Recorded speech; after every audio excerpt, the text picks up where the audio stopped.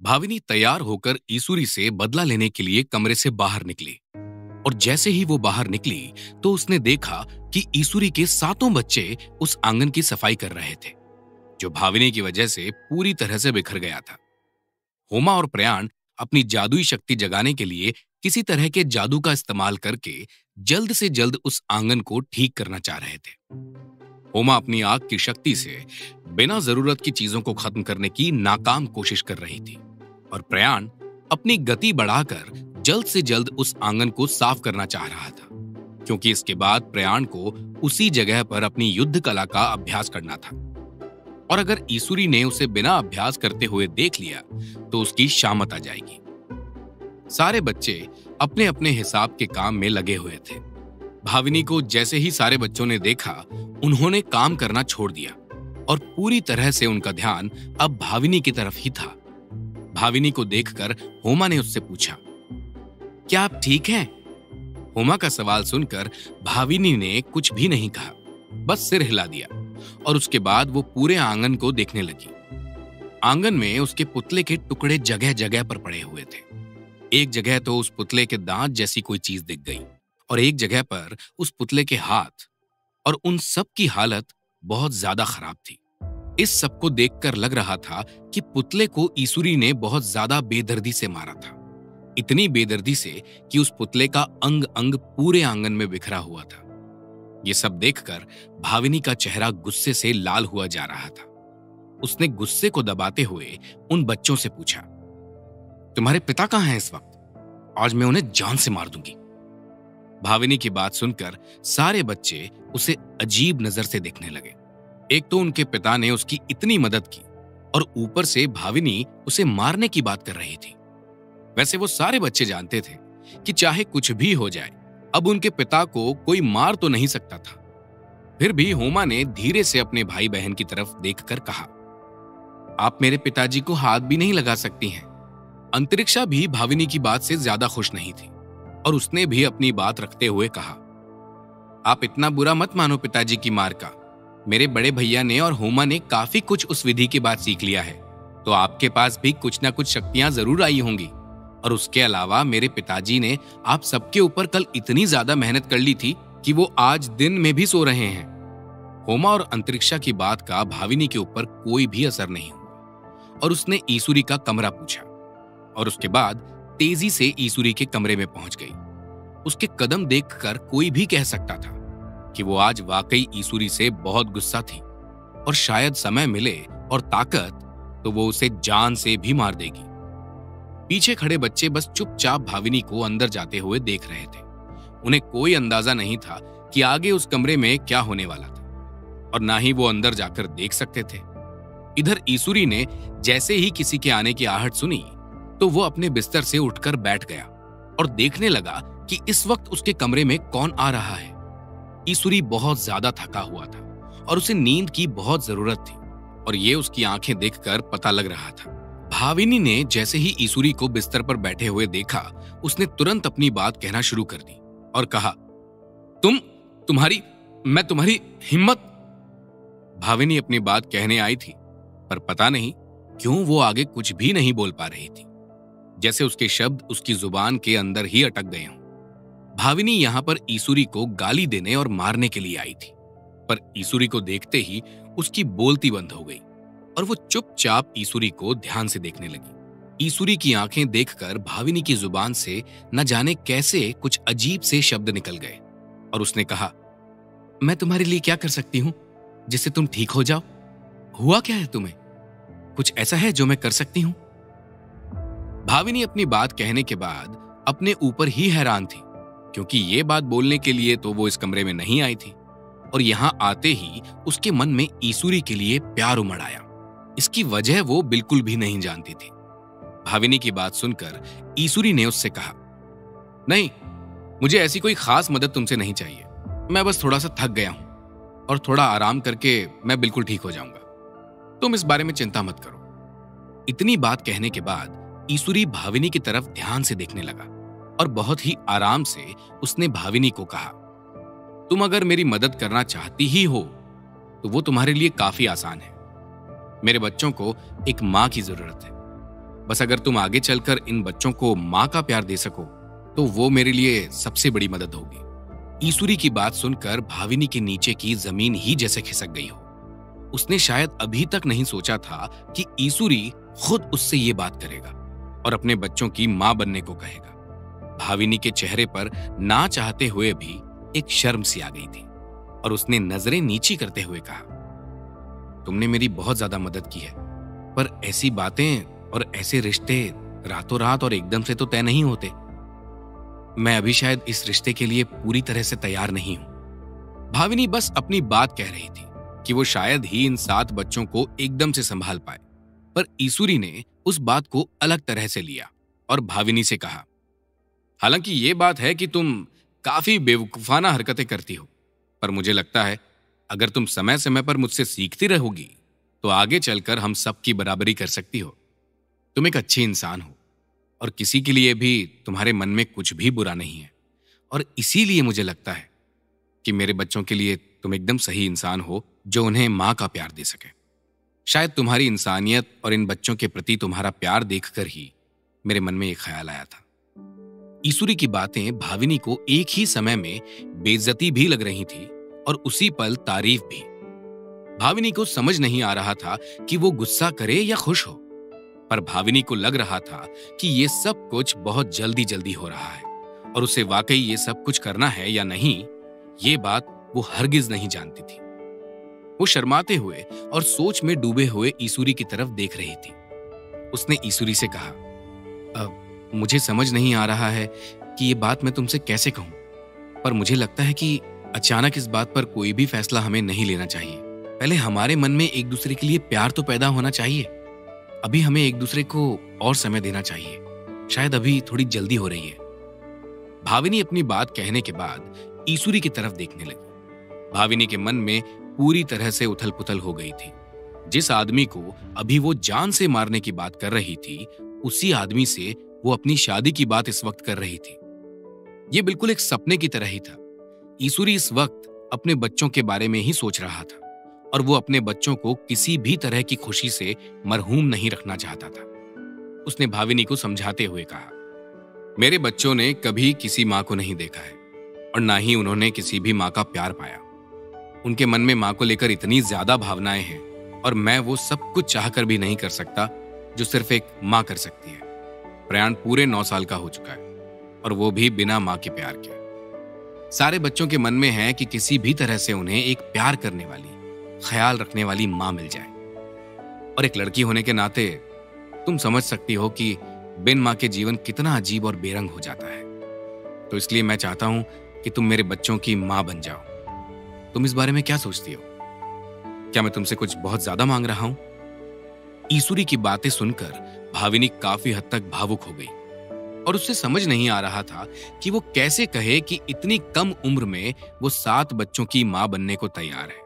हालांकि वो 7 बच्चों को बहुत पसंद करती थी और कहीं ना कहीं वो थोड़ा सा ईसुरी से भी आकर्षित हो गई थी। ईसुरी भाविनी की तरफ जवाब के इंतजार में देख रहा था। भाविनी ने ईसुरी से धीमी आवाज में कहा, मैं तुम्हारी हर बात मानने को तैयार हूं, पर इस बात का फैसला मैं अकेले नहीं ले सकती हूं। मुझे अपने घर वापस जाना होगा और अपने माता पिता को इस बारे में बताना होगा। उनकी इजाजत के बिना इतना बड़ा कदम मैं कैसे उठा सकती हूँ? भाविनी आगे भी कुछ कहना चाहती थी, पर पता नहीं क्यों रुक गई। उसका ऐसा डरा हुआ चेहरा देखकर ईसुरी ने उससे कहा, क्या हुआ? बोलो, और क्या कहने जा रही थी? ईसुरी के सवाल पूछते ही भाविनी ने पूरी बात एक सांस में कह दी और कहा, मुझे तुम्हारे सारे बच्चे बहुत पसंद हैं और तुम्हारे साथ रहकर वो बच्चे बहुत काबिल हो जाएंगे। उन अनाथ बच्चों को गोद लेना और उनका ख्याल रखना और उसके अलावा मेरा ख्याल रखना, इस सबसे लगता है कि तुम एक बहुत अच्छे इंसान हो और बहुत अच्छे पिता हो। तो आगे चलकर तुम एक अच्छे पति भी साबित होंगे। पर इस सब के बावजूद मुझे मेरे माता पिता को सब कुछ बताना होगा। उनकी मर्जी के साथ ही हमारी शादी हो सकती है, उसके बिना नहीं।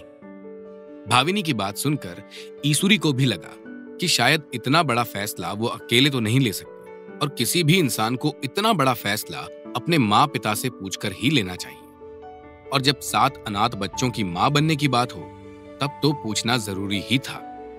भाविनी की बात सुनते ही ईसुरी ने उससे कहा, ठीक है, अगर तुम अपने माता पिता से इजाजत चाहती हो तो जाओ, पर तुम्हें 3 महीने के अंदर इस बात का जवाब देना होगा। और अगर इन 3 महीनों के अंदर तुम जवाब के साथ वापस नहीं आई तो मैं किसी और लड़की को देखकर उससे शादी कर लूंगा और वही मेरे बच्चों की मां होगी। ईश्वरी की बात सुनकर भाविनी थोड़ा सा घबरा गई, क्योंकि वो अभी नहीं जानती थी कि ये सारी बातें सुनकर उसके माँ पिता क्या कहने वाले थे और ईश्वरी उसके ऊपर इतना ज्यादा दबाव बना रहा था। भाविनी को लग रहा था कि कहीं उसके माँ पिता इस शादी के लिए मना ना कर दें, क्योंकि ईश्वरी खुद भी एक अनाथ ही था और उसके 7 बच्चे भी। भाविनी को समझ नहीं आ रहा था कि उसके माँ बाप क्या उसे ये शादी करने देंगे। कहीं वो इस शादी और 7 बच्चों की माँ बनने से मना तो नहीं कर देंगे। क्या ईश्वरी सिर्फ अपने बच्चों की माँ चाहता था या उसके मन में भाविनी के लिए कोई प्यार भी था? इन सब सवालों के जवाब जानने के लिए सुनते रहिए अफलातून डैडी, सिर्फ और सिर्फ पॉकेट एफएम पर। भाविनी ईश्वरी की बात सुनकर ये तो समझ गई थी कि अब उसे जल्द से जल्द घर जाकर अपने घर वालों से बात करनी होगी, और वो बस बेचैन इस बात से थी कि पता नहीं ये बात सुनकर उसके घर वाले क्या कहेंगे। भाविनी ने ईश्वरी को जवाब देते हुए कहा, मुझे जल्द से जल्द घर जाना होगा और उन्हें इस बारे में जानकारी देनी होगी, और वहां से लौटने के बाद हम कोशिश करेंगे कि इन बच्चों को किसी अच्छे विद्यालय में पढ़ाई करने को मिल जाए। भाविनी बच्चों को लेकर बहुत फिक्र करती थी और उसकी फिक्र को देखकर ईश्वरी ने उससे कहा, तुम इस वक्त इस बारे में मत सोचो, जब लौटना तब हम इस बारे में बात करेंगे। ईश्वरी अभी भी अपने बच्चों से जुड़ा हुआ कोई भी हक भाविनी को नहीं दे रहा था, क्योंकि शायद वो उसके घर वालों के हां का इंतजार कर रहा था। भाविनी अब समझ गई थी कि ईश्वरी किसी को भी खुश करने के लिए मीठी मीठी बातें नहीं करता था। ईश्वरी सिर्फ सच कहता था और उसमें किसी भी तरह का पर्दा नहीं होता था, और शायद इसीलिए गांव के लोग ईश्वरी को ज्यादा पसंद नहीं करते थे। भाविनी ईश्वरी के पास जाकर घुटने पर बैठ गई और उसकी तरफ देखकर कहा, हालांकि तुमने मेरे साथ कई बार काफी अजीब किस्म का बर्ताव किया है, पर उसके साथ ही तुमने मेरी बहुत मदद भी की है, उसके लिए धन्यवाद। धन्यवाद कहने के बाद भाविनी ने बिना ईश्वरी से पूछे ही ईश्वरी के होठों को चूम लिया, और उसके बाद उन दोनों के शरीर में एक अलग ही झुरझुरी सी हुई।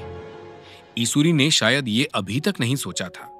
ईश्वरी को चूमने के बाद भाविनी वहां से तुरंत चली गई और उसके जाते ही ईश्वरी अपने बिस्तर पर आराम से लेट गया। ईश्वरी की शक्ति भाविनी के चूमते ही 2 गुना बढ़ गई थी, और ये देखकर वो हैरान था। क्या 2 लोगों के बीच के प्यार से इंसान की शक्ति बढ़ जाती है? ईश्वरी को यह समझ आ गया था कि पिछले जन्म में यही प्यार और लगाव था जो उसके जीवन में नहीं था, और इसीलिए उसका दूसरा जन्म हुआ था।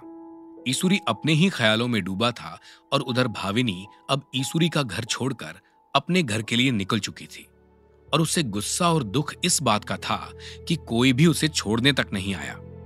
भाविनी अपने घर जाते हुए खुश भी थी और दुखी भी। उसे खुशी इसी बात की थी कि वो ईश्वरी और उसके बच्चों से रिश्ता जोड़ने जा रही थी, और दुख इस बात का कि ईश्वरी उसे बाहर तक छोड़ने नहीं आया और उसकी जगह उसके कोई बच्चे भी नहीं आए। वो एक तरफ अपनी शक्तियों के लिए खुश भी थी और दूसरी तरफ ईश्वरी और उसके परिवार के अजीब से व्यवहार से दुखी भी थी। यही सोचते सोचते वो अपने घर के लिए रवाना हो गई। इधर ईश्वरी इतना थका हुआ था कि वो अभी भी बिस्तर पर ही था, और बच्चे अपना अपना अभ्यास कर रहे थे, और जिन बच्चों की शक्तियां अभी नहीं जगाई गई थी वो बच्चे आंगन को ठीक कर रहे थे और पौधों को ठीक तरह से रख रहे थे। प्रयाण युद्ध कला का अभ्यास जोरों शोरों से कर रहा था। ईश्वरी ने उसे दिन में 100 बार अभ्यास करने को कहा था। जब आंगन पूरी तरह से ठीक हो गया तो सारे बच्चे बैठकर प्रयाण को अभ्यास करते हुए देखने लगे।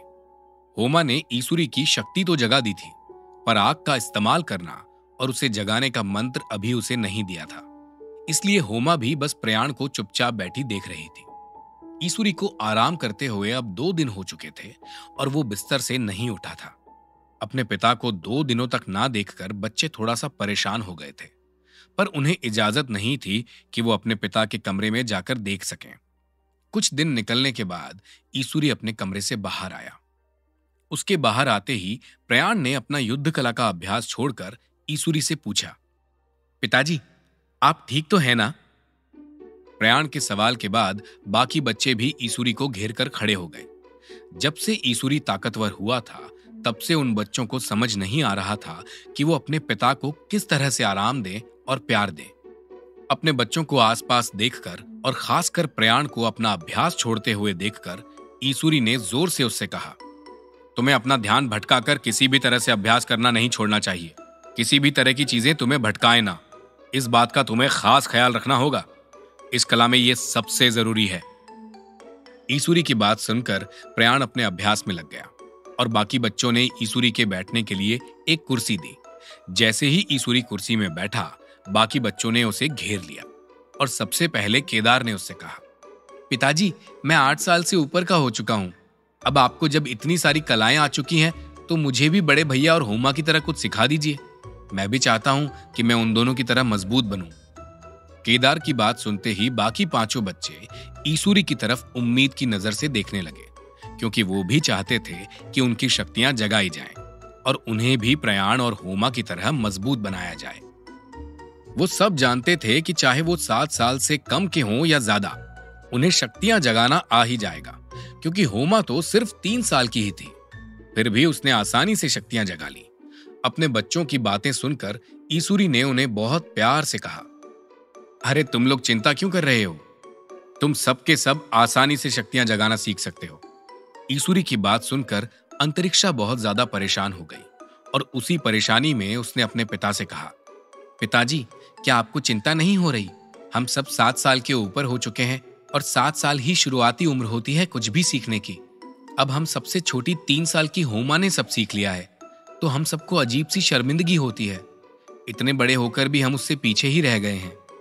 ऐसे में तो हमारा आत्मविश्वास ही कम हो जाएगा। अंतरिक्षा की बात सुनकर ईसुरी को समझ आ गया था कि ये सारे बच्चे परेशान हो गए हैं और उनके अंदर भी सीखने की बहुत ज्यादा इच्छा है। पर ईसुरी हर बात का सही समय जानता था और ये सही समय नहीं था बाकी 5 बच्चों की शक्ति जगाने का। इसलिए उसने उन सब बच्चों को समझाते हुए कहा, देखो बच्चों, भले ही तुम्हारी उम्र 7 साल से कितनी ही ज्यादा क्यों ना हो जाए, पर जब भी तुम्हारा मन करेगा और तुम्हारा मन मजबूत होगा, उसी दिन तुम्हारी शक्तियां जाग जाएंगी और उसमें किसी भी तरह की कोई भी परेशानी नहीं आएगी। देखो ना, पहले मुझे भी कुछ नहीं आता था और आज 25 साल के बाद मेरी शक्तियां जागी हैं। पर आज कोई कह भी नहीं सकता कि पिछले 25 सालों से मेरे पास कोई शक्ति नहीं थी और इस गांव में कोई भी मुझसे आसानी से लड़ नहीं सकता। इसलिए शक्तियां उम्र से नहीं, अपने समय से आती हैं। और उसके अलावा अभी मुझे तुम सब के हिसाब से कोई एक ऐसी विधि नहीं मिली जिससे मैं तुम्हारी शक्तियां जगा सकूं। मैं बेवजह तुम लोगों को गलत विधि से खोना नहीं चाहता। अपने पिता पर भरोसा रखो और परेशान मत हो। मैं जल्द से जल्द कुछ ना कुछ करूंगा। ईसुरी अपनी बात कह ही रहा था कि तभी होमा उछलकर उसकी गोद में आ गई और सबकी तरफ देखने लगी। कुछ देर के बाद ईसुरी को देखते हुए उसने अपनी बचकानी सी आवाज में कहा, पिताजी, मैं क्या अभ्यास करूं?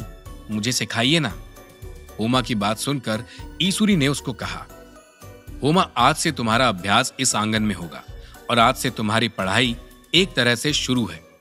मैं तुम्हें अग्नि मंत्र सिखाऊंगा जिससे तुम अपनी उंगलियों के बीच से आग पैदा कर सकोगी, पर दुश्मन के अलावा तुम किसी और पर यह आग इस्तेमाल नहीं कर सकती हो। समझ गई या नहीं? अपने पिता की बात सुनकर होमा ने धीरे से हामी भरी। होमा ने तोतली आवाज में कहा, पिताजी, मैं एक समझदार लड़की हूं, तो फिर मैं आपकी बात कैसे नहीं समझूंगी? आप मुझे जल्दी से सिखाइएगा, मुझे और भी चीजें फिर सीखना है।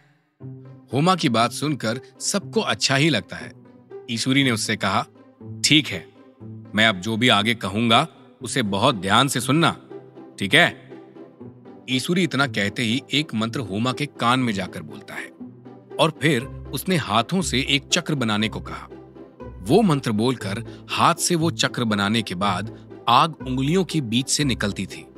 ईसुरी के एक बार ही सिखाने से होमा ने उसे अच्छे से समझ लिया था। ईसुरी मंत्र सिखाने के बाद होमा से थोड़ा दूर हो गया और इशारे से इस बार उसे खुद ही करने को कहा। बाकी सारे बच्चे भी होमा और उसकी कला की तरफ देख रहे थे। होमा ने एक सांस ली और उस मंत्र को धीरे से अपने हाथों को देखते हुए कहा और उसके बाद अपनी उंगलियों से उसने एक छोटा सा चक्र बनाया और बूम, आग की लकीरें उसकी उंगलियों से निकलकर बाहर जा रही थी। एक पल तो बाकी बच्चे डर ही गए थे और हैरान भी हो गए थे कि इतनी जल्दी भला कोई कैसे सीख सकता था। ईसुरी हैरान नहीं था, क्योंकि जो लड़की 3 साल में इतनी मजबूत हो सकती है कि इतना दर्द सह ले, वो कुछ भी कर सकती थी। होमा ने 2-3 बार आग निकालने की कोशिश की और कुछ छोटी बड़ी लपटें निकल भी रही थी। बस अभी होमा की उंगलियों से एक बराबर आग नहीं निकल रही थी, और वो सब कुछ अभ्यास से ही आता है। होमा ने इस बार थोड़ा तेजी से मंत्र बोला और तेजी से चक्र बनाया, और इस बार आग की लपटें इतनी तेज थीं कि उसके सारे कपड़े ही वहीं पर जल गए। हालांकि वो खुद नहीं जल सकती थी, क्योंकि उसका शरीर ही अब आग से बन चुका था। आग से उसके कपड़े जलने के बाद अद्रिजा ने उसका माथा और आंखें ढक ली और डरते हुए ईसुरी से कहा, पिताजी, इस तरह से तो ये बीमार हो जाएगी और इसे कोई भी आगे मिल नहीं पाएगा। और मुझे लगता है कि ये अग्नि मंत्र के लिए अभी बहुत छोटी है। कुछ दिन और हमें इंतजार करना चाहिए, पर अगर हमेशा ऐसा ही रहा तो हम आगे चलकर क्या करेंगे? अभी तो ये छोटी है तो इसके कपड़े फटने से दिक्कत नहीं है, पर बड़ी होने के बाद तो लोग पता नहीं कैसी कैसी बातें बनाएंगे। अद्रिजा की बात सुनकर ईसुरी और बाकी बच्चे भी इस बात के लिए परेशान हो गए थे, क्योंकि वाकई ये एक बड़ी समस्या थी। जब किसी के भी शरीर से इतनी ज्यादा आग निकलेगी तो वो कपड़े तो आसानी से जला ही देगी। इस बारे में शायद ईसुरी ने कुछ सोचा ही नहीं था। उसने होमा की तरफ देखा, जो इस वक्त बिना कपड़ों के अपने पूरे शरीर से आग पैदा कर रही थी। ईसुरी को अब समझ नहीं आ रहा था कि इस समस्या को किस तरह से खत्म किया जा सकता था। एक लड़की के लिए आगे चलकर यह शर्मनाक हो जाएगा और लोग तरह तरह की बातें कर सकते हैं। ईसुरी दिमाग लगाकर भी नहीं समझ पा रहा था कि आगे वो क्या करेगा। क्या ईसुरी इस समस्या का कोई समाधान ढूंढ पाएगा, या फिर होमा ऐसे ही बिना किसी कपड़े के पूरा जीवन आग से खेलती रहेगी? और वाकई इस समस्या का क्या कोई हल है? इन सब सवालों के जवाब जानने के लिए सुनते रहिए अफलातून डैडी, सिर्फ और सिर्फ पॉकेट एफएम पर। ईसुरी अपनी सोच में डूबा हुआ था कि उसे होमा के लिए क्या करना चाहिए, और सारे बच्चे अपने पिता की तरफ देख रहे थे। ईसुरी अपने बच्चों की किसी भी तरह से बेइज्जती बर्दाश्त नहीं कर सकता था, चाहे वो लड़की की हो या लड़के की। इसीलिए वो किसी भी तरह से इस समस्या का हल ढूंढना चाहता था। सोचते सोचते ईसुरी की आंखें एकदम से कहीं और चली गईं और उसे अजीब अजीब किस्म की चीजें दिखने लगी। ये शायद उसे पिछले जन्म में दिख रही थी। पिछले जन्म को याद करते हुए उसे कुछ याद आया, और याद आते ही उसके चेहरे पर मुस्कान आ गई। मुस्कुराते हुए उसने अपने बच्चों से कहा, तुम लोग चिंता मत करो, मुझे एक कपड़े के बारे में पता है। वो कपड़ा आग में जलता नहीं है। जब ये बड़ी हो जाएगी तो इसके लिए उसी से कपड़े सिलवाए जाएंगे। ईसुरी की बात सुनकर बच्चों को कुछ भरोसा आया और उनके चेहरे पर विश्वास की रेखाएं थी। होमा अपना अभ्यास कर रही थी और प्रयाण अपने अभ्यास में लगा हुआ था। उसे किसी भी तरह से आज 100 बार अभ्यास करना था, नहीं तो ईसुरी उसे बहुत डांटता और शायद उसे आगे की कला भी नहीं सिखाता। काफी देर के अभ्यास के बाद होमा ईसुरी के पास आई और तोतली आवाज में कहा, पिताजी, मेरा अभ्यास पूरा हो गया है, अब मैं थक गई हूं। होमा की बात सुनकर ईसुरी ने उसके सिर पर हाथ फेरा और उसको कहा, ठीक है, तुम कमरे में जाओ और अपने कपड़े बदल लो। और एक और जरूरी बात, अब क्योंकि तुम्हें काफी कुछ आने लगा है, तो अगर तुम पर कोई भी दिक्कत आए तो उसका सामना अकेले करने की कोशिश करना। अपने भैया दीदी की मदद लेने की कोशिश मत करना, ठीक है? ईसुरी की बात सुनकर होमा ने बस सिर हिलाया और कहा, ठीक है, मैं आपकी बात समझ गई हूं और अब मैं जा रही हूं। होमा ये कहते ही वहां से चली गई और बाकी बच्चे उसे जाते हुए देख रहे थे। पता नहीं क्यों, पर बाकी 5 बच्चे इस वक्त होमा से खुश नहीं थे, मानो उन्हें होमा से एक तरह से जलन हो रही थी। ईसुरी ने इस तरह के अजीब भाव को समझा तो नहीं, पर फिर भी वो अपने 5 बच्चों को प्यार देने की और उन्हें समझाने की कोशिश कर रहा था। ईसुरी उन सब से कुछ कह ही रहा था कि तभी उन सबको कपड़े जलने की बहुत तेज बदबू आई।